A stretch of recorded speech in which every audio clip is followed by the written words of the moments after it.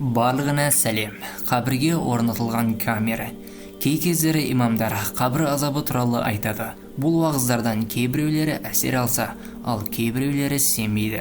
Мысалы, өлген адамды қабірге қойғанымыздан кейін оның қасына екі періште келеді. Мүнкәр мен нәңкәр. Аллах бұл екі періштені сұмдық етіп жаратқан, және оны көрген адам қорқып кетеді. Және бұл екі періште өлікті сұрақ астына ала бастайды. Сенің Раббың кім? Дінің не? Сол секілді сұрақтармен қинайды. Бір адам бұл сөздерді естігеннен кейін бұған күмәнмен қарап, бұны тексермекші болады және жақын арада кім өледі екен деп күтеді. Арадан бір апта өтіп, оның көршісі қаза табады. Бұл адам қабірстанға барып, қабір ішіне камера орнатады және жаназа намазына қатысады. Жаназа намазы біткеннен кейін барлығы үйіне тарайды. Ертесіне бұл жігіт камераны алу үшін қабірстанға келеді және қабірді қаза бастайды. Қабірді қазып біткеннен кейін бұл жігіт сұмдық нәрсені көреді. Қабір іші салқын болуына қарамай, камера түгелдей жанып кеткен еді. Қазіргі таңда технологияның қаншалықты дамуына қарамастан, Аллах қаламаған нәрсені біз көре алмаймыз.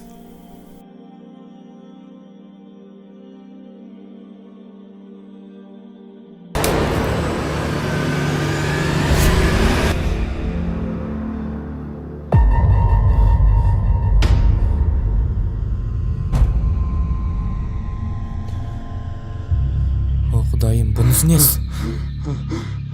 Бұл қандай жер? Көз алдында қатал екі қара періште пайда болды. Олар Мункар мен Накир еді. Олардың көздері найзағай секілді және дауыстары жаңғырып тұр.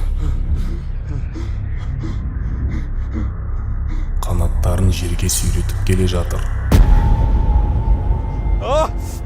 Жақындары мәйітті жерлеп болып, келген іздеріне қарай қадам басқасын. Періштелер қабірді ашып, сұрақ қоюды бастады. Раббың кім?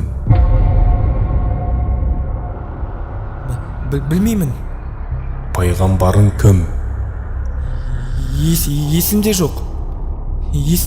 Білмеймін. Кітабың не? Білмеймін.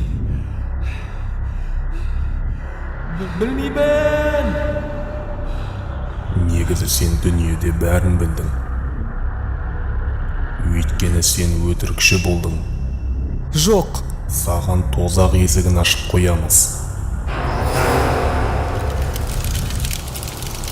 Оған оның ыстығы келеді және қабырғалары айқасқанша қабірі қысады.